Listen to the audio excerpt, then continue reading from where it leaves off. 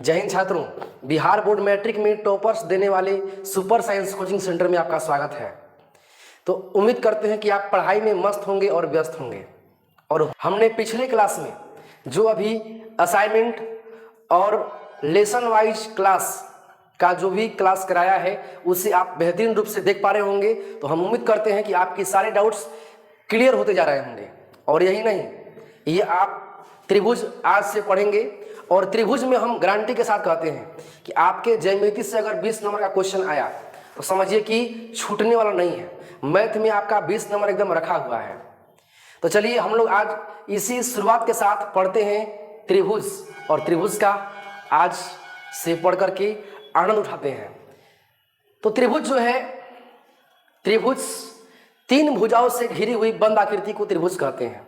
यहाँ पर इसके नाम क्या है? त्रिभुज। त्रिभुज यानी कि आप यहां देख रहे होंगे त्रि और भुज। त्रि मतलब 3 और भुज मतलब भुजा। 3 भुजाओं से घिरी हुई बंद आकृति को हम लोग त्रिभुज कहते हैं। यहाँ पर लिखे हुए हैं त्रिभुज के बारे में डेफिनेशन कि 3 भुजाओं से घिरे हुए बंद आकृति को क्या कहते हैं? त्रिभुज कहते हैं। तो ये सब तो आप समझ पा रहे होंगे। अब देखिए, त्रिभुज में 3 शीर्ष, 3 कोण और 3 भुजा होते हैं। ये सबको मालूम है। ऑब्जेक्टिव क्वेश्चन में अगर पूछा जाए कि त्रिभुज में कितने कोण होते हैं तो 3, कितने भुजा होती है 3, और कितने शीर्ष होते हैं तो 3। त्रिभुज में भुजा कोण शीर्ष क्या होता है? तो देखिए, हम यहाँ पर एक त्रिभुज बना रखे हैं। ये त्रिभुज में इसको हम लोग शीर्ष बोलते हैं।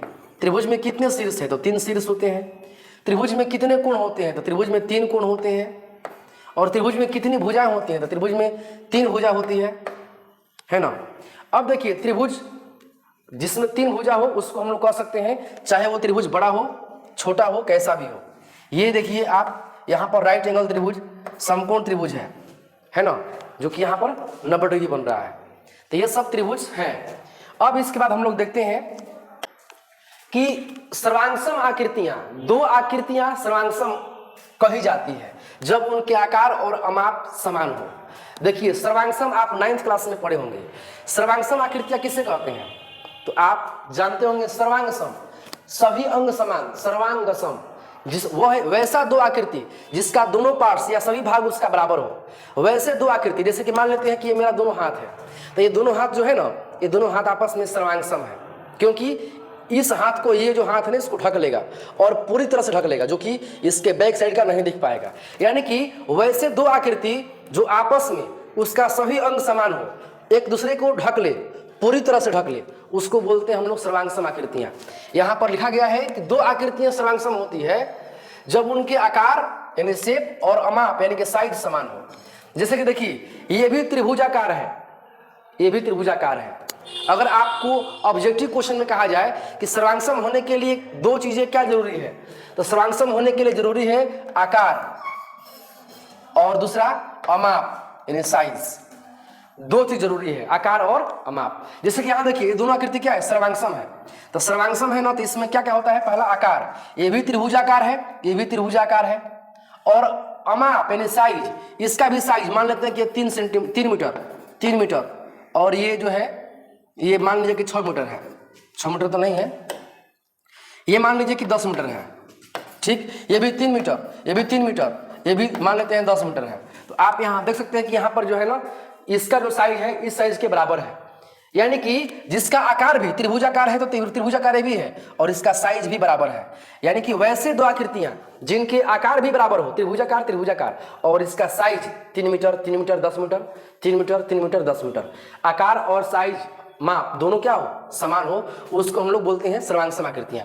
और सर्वांगसम का चिन्ह जो होता है ना, ऐसे होता है, उसको हम लोग सर्वांगसम का चिन्ह ऐसे लिखते हैं। ठीक है, जैसे कि ये दोनों आकृति क्या है? सर्वांगसम है, क्योंकि इसका आकार भी समान है और माप भी समान है, तो इसको हम लोग कह सकते हैं ऐसे सर्वांगसम, दोनों सर्वांगसम है। यहाँ देखिए, ये दोनों वृत्त सर्वांगसम है। अगर इसकी त्रिज्या कहा जाए कि ये भी 3 सेंटीमीटर है, ये भी त्रिज्या 3 सेंटीमीटर है, तो दोनों वृत्त जो है ना वो सर्वांगसम है। क्यों सर्वांगसम है? क्योंकि ये भी आकार दोनों का सेम है, वृत्ताकार दोनों का आकार क्या है? सेम है। तो यानी कि जब 2 आकार सेम हो, और यही नहीं, इसका साइज भी देखिए, 3 त्रिज्या वाला 3 त्रिज्या वाला, दोनों का साइज सेम है। यानी कह सकते हैं कि जो 5 का सिक्का होता है ना, जो 1 कटोरी का होता है 5 का सिक्का, या 10 का सिक्का, दोनों आपस में क्या होता है? सर्वांगसम होता है। क्योंकि दोनों होता है सेम साइज का और आकार भी होता है उसका सेम साइज। अब यहाँ देखिए वर्ग, वर्ग भी क्या है, ये वर्ग जो है ये सर्वांग सम है, क्योंकि इसका सब साइज मिलाइएगा तो सब साइज के बराबर है और इसका आकार भी बराबर है, वर्गाकार है वर्गाकार। ऐसे ही आयताकार, आकार समान और साइड समान।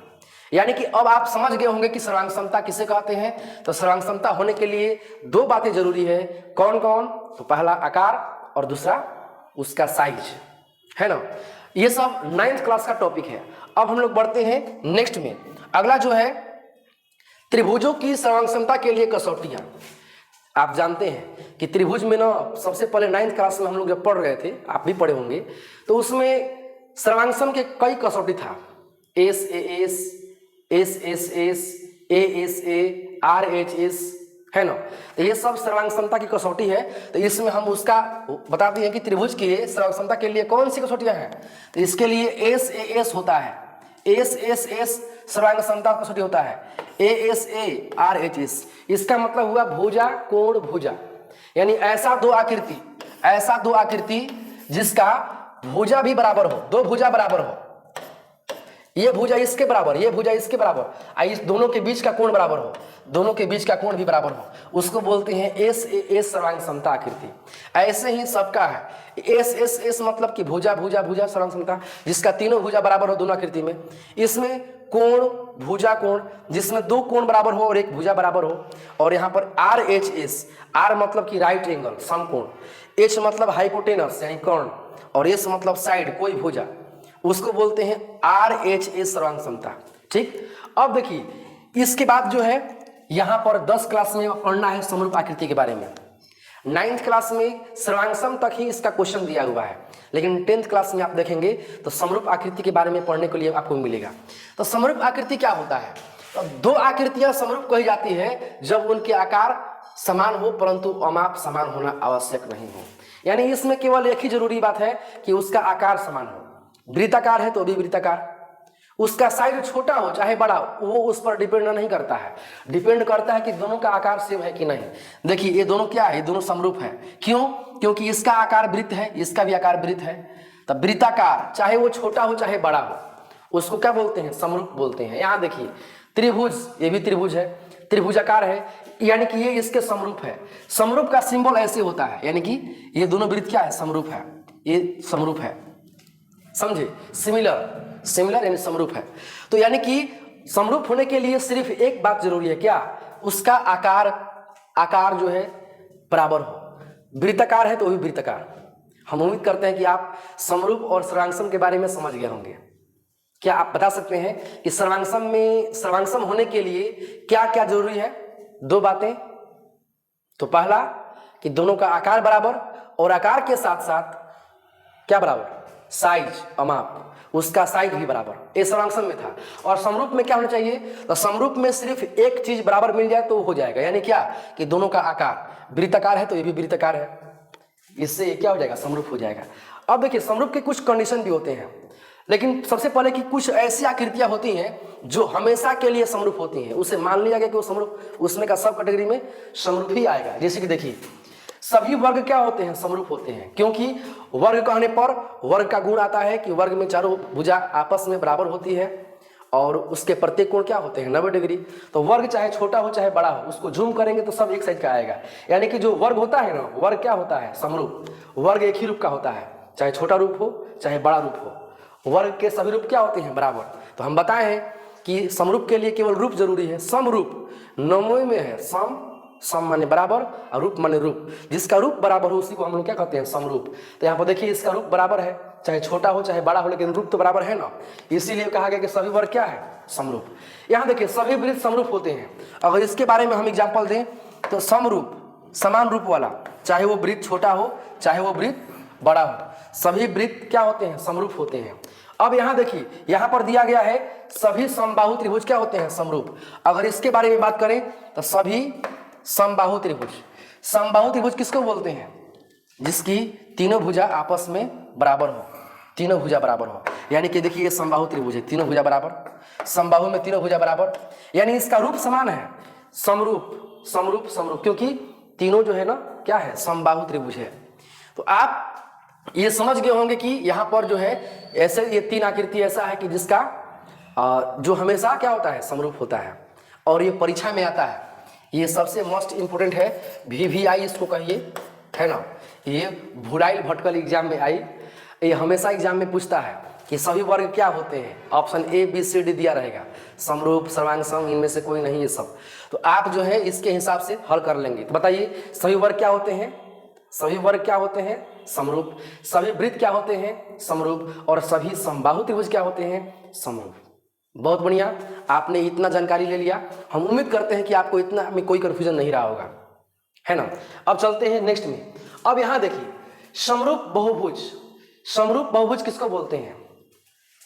समरूप बहुभुज यानी कि समरूप तो समझ रहे कि समरूप यानी कि जिसका रूप समान हो। बहुभुज, बहुभुज मतलब कि भुजा जिसमें बहुत हो, 3 भुजा वाला आकृति हो, 4 भुजा वाला आकृति हो, 5 भुजा वाला आकृति हो, उसको बहुभुज बोलते हैं। तो यहां देखिए भुजाओं की समान संख्या वाले दो बहुभुज क्या होते हैं? समरूप होते हैं। यदि अब समरूप के लिए ना दो कंडीशन, दो शर्त है। समरूप होने के लिए 2 शर्तें होती हैं। पहला शर्त है कि उनके संगत कोण बराबर होना चाहिए। समझे?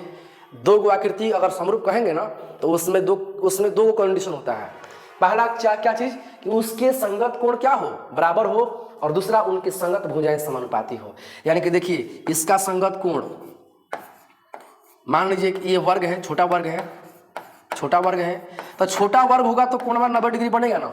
अक्का बड़ हो जाएगा तो कोणवा इसका 180 हो जाएगा। नहीं, कोणवा अगर 90 यहाँ पर है तो कोणवा 90 ही रहेगा, कोणवा 90 ही रहेगा। ठीक, तो अब आप समझिए इसमें पहला शर्त क्या था? तो पहला शर्त था कि उनके संगत कोण बराबर हो। देखिए इसका संगत कोण बराबर, अगर हम इसको ABCD कहें और इसको PQRS कहें तो A का संगत कोण P, B का संगत कोण Q, D का संगत कोण S, C का संगत कोण R। संगत कोण कैसे मानेंगे हम लोग? तो अब समझिए, आप दिमाग में थोड़ा देर के लिए सोचिए कि अगर इस वर्ग को उठा करके इस पर रख दिया जाए तो A वाला कोण कहाँ पड़ेगा? तो P पर। B वाला कोण कहाँ पड़ेगा? Q पर। इसको टांग करके इस पर रखेंगे ना तो A वाला कहाँ पड़ेगा? P पर, B वाला Q पर, D वाला S पर और C वाला R पर। यानी इस तरह हम लोग कह सकते हैं कि इसके संगत कोण क्या हो? बराबर हो। A वाला कोण P के बराबर, सबके बराबर, है ना, सभी सबके बराबर। यानी पहला शर्त है कि उनके संगत कोण क्या हो? बराबर हो, और दूसरा शर्त है कि उनकी संगत भुजाएं समानुपाती हो। यानी कि इसका भुजा मान लेते हैं कि ये छोटा साइज का है, इसका भुजा 2-2 लंबाई का होगा, तो इसका साइज बढ़ गया है, इसका भुजा 4-4 लंबाई का होगा। यानी कि दूसरा शर्त ये काम करता है कि इसका जो साइज हो ना वो समान अनुपात में हो। समानुपाती का मतलब क्या? समान अनुपात, 2/4।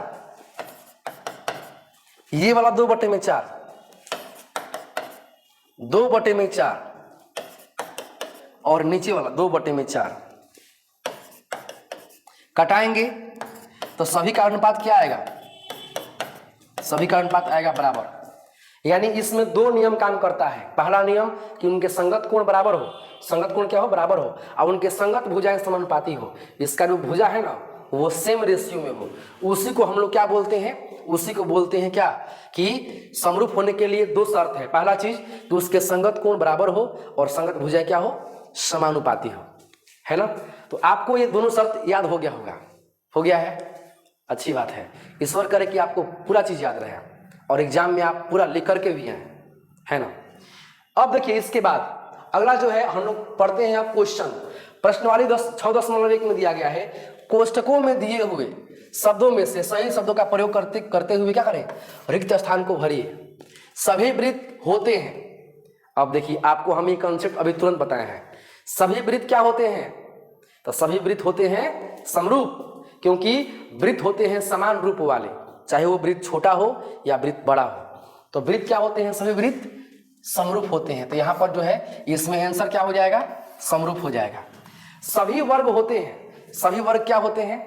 तो देखिए वर्ग समरूप होते हैं, हम बताए हैं उसमें। सभी वृत्त भी समरूप होते हैं, सभी वर्ग भी समरूप होते हैं। तो सभी वर्ग क्या होते हैं? समरूप। सभी कौन से त्रिभुज समरूप होते हैं? समद्विबाहु या समबाहु? समबाहु त्रिभुज, तीनों बराबर भुजा वाला। समबाहु वैसा त्रिभुज जिसका तीनों भुजा क्या हो? जिसका तीनों भुजा क्या हो? बराबर हो, जिसका तीनों भुजा बराबर हो, उसको बोलते हैं समबाहु त्रिभुज। तो सभी कौन से त्रिभुज? तो सभी समबाहु त्रिभुज क्या होते हैं? समरूप होते हैं, है ना, क्योंकि वो सभी समबाहु त्रिभुज का रूप समान होता है। अब देखिए, भुजाओं की समान संख्या वाले दो बहुभुज समरूप होते हैं यदि उनके संगत कोण क्या हो? बराबर हो। ये शर्त है, बोल रहा है कि दो बहुभुज समरूप होते हैं तो उसका क्या शर्त है? तो पहला शर्त है कि उनके संगत कोण क्या हो? बराबर हो। तो यहाँ पर दिया हुआ है बराबर, तो ये बराबर रहेगा किस में? पहला वाला का आंसर। और दूसरा में उनकी संगत भुजाएं क्या हो? समानुपाती हो, समान अनुपात में हो, ये दूसरा का आंसर रहेगा। और दूसरा सवाल देखिए, निम्नलिखित युग्मों के दो भिन्न भिन्न उदाहरण दीजिए। अब आपको ऐसा एग्जाम्पल देना है कि वो आकृतियां समरूप आकृतियां हो। समरूप, अपने मन से दिमाग में सोच के ऐसा एग्जाम्पल बताना है ना कि वो आकृति दो को दीजिए कि वो समरूप आकृतियां हो। तो देखिए, यहाँ पर हम कह सकते हैं कि एक ये त्रिभुज और एक ये त्रिभुज, ये दोनों समरूप आकृतियां हैं। या हम कह सकते हैं एक ये वृत्त और एक ये वृत्त, दोनों समरूप आकृतियां हैं। दोनों क्या है? समरूप है। क्यों? क्योंकि इसका रूप समान है। अब यहां पर बोल रहा है कि ऐसी आकृति का एग्जाम्पल दीजिए जो समरूप नहीं है। तो आप सिंपल जवाब है, अब ये आकृति ले लीजिए और ये आकृति ले लीजिए, क्या दोनों का रूप समान है क्या? एकदम नहीं। ये वृत्ताकार रूप है, आइए त्रिभुजाकार रूप है, दोनों का रूप अलग अलग है, यानी कि जो है ये समरूप नहीं है। ऐसे ही एक और एग्जाम्पल दीजिए जो समरूप ना हो। तो हम यहाँ पर ये कह सकते हैं कि एक ये हो जाएगा, ये भी, ये जो है वर्ग इसके समरूप नहीं है। मान लेते हैं कि यहाँ पर ऐसा है, ये भी समरूप नहीं है, ये अलग अलग शेप का है ना, तो इसका रूप समान नहीं है, तो ये सब समरूप नहीं है। तो इसका आंसर ये सब हो जाएगा और इसका आंसर ये सब हो जाएगा। समझे? हम उम्मीद करते हैं कि आपका ये जो है ना समझ में आ गया, इसमें कोई दिक्कत नहीं होगा, ठीक है ना। अब इसके बाद देखिए, एक लास्ट क्वेश्चन है, यहां पर दिया गया है कि बताइए कि निम्नलिखित चतुर्भुज समरूप है या नहीं। अब बताइए आप, ये समरूप है? हम तो कभी से बोलते जा रहे हैं कि जिसका रूप समान हो वो समरूप होगा, जिसका रूप समान हो वो समरूप होगा। और यही नहीं, हम ये भी बताया है कि समरूप होने के लिए दो कंडीशन है। पहला कंडीशन है संगत कोण बराबर और संगत भुजाएं समानुपाती। अब जरा आप क्या कहना चाहते हैं इस क्वेश्चन पर बताइए। इसमें दोनों जो है रूप दोनों शर्त जो है इसमें लागू हो रहा है। तो देखिए, पहला बात, इसका जो है ये भुजा है 1.5 सेंटीमीटर, तो ये भुजा है 3 सेंटीमीटर, यानी कि 1.5, इसको 1.5 ना बोलेंगे जी, 1.5 को 1.5 बोलेंगे ना। तो 1.5 दूना के 3, 1.5 दूना के 3, 1.5 दूना के 3, 1.5 दूना के 3। इसके भुजा तीनों भुजा, सॉरी इसके चारों भुजा के 2 गुना है, यानी कि इसका रेशियो समान है, समानुपाती है। लेकिन अब इसका कोण देखिए, इसका कोण के बारे में क्या कह सकते हैं? ये ऐसे नवा हुआ है आकृति, इस कोण के बारे में क्या कह सकते हैं? ये तो समचतुर्भुज हो गया। यहाँ पर कुछ कोण अलग है, यहाँ पर कुछ कोण कम है, लेकिन यहाँ पर देखिए इसमें सब में 90 है, ये 90 का सिंबल दिया हुआ है। तो यहाँ पर दोनों शर्त का पालन नहीं कर रहा है, दोनों शर्त का पालन नहीं कर रहा है। तो बोल रहे कि बताइए कि चतुर्भुज समरूप है या नहीं। तो ये समरूप नहीं है, लिख देंगे यह समरूप नहीं है, क्योंकि दोनों शर्तों का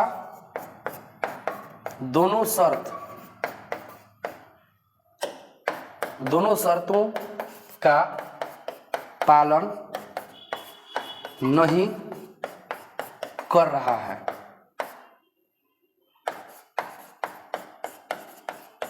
ये सिर्फ एक शर्त का पालन कर रहा है कि संगत भुजा समानुपाती है, लेकिन इसका संगत कोण बराबर नहीं है। इस तरीके से 6.1 प्रश्न वाली आज कॉन्सेप्ट के साथ समाप्त हुआ। आपको आज का क्लास कैसा लगा हमें कमेंट बॉक्स में जरूर लिख कर बताएं। ऐसे ही आप निरंतर पढ़ाई में एकदम लगे रहें, हम हैं आपके साथ शुरू से लास्ट तक। आपका एग्जाम सबसे बेहतर हो, इसके लिए हम ईश्वर से कामना करते हैं। मिलते हैं हम लोग फिर एक नए क्लास के साथ, तब तक के लिए धन्यवाद।